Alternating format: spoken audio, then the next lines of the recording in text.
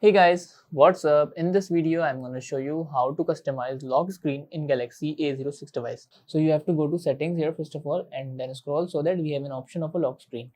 Just tap on a lock screen and then comes to edit lock screen. Now, as you see, this is how my lock screen look like. We have the clock style, we have widgets and we have a contact information also. So I want to change the clock style, so just tap on the clock style, and here we have a lot of clock styles like this one, analog.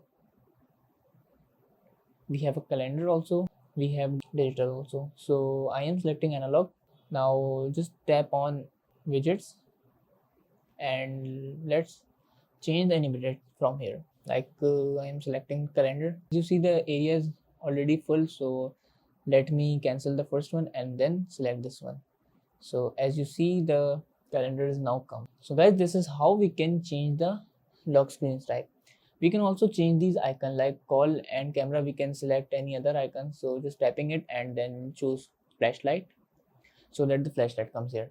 Now we have a camera here. I want to switch it from calendar, so as you see, calendar is now here.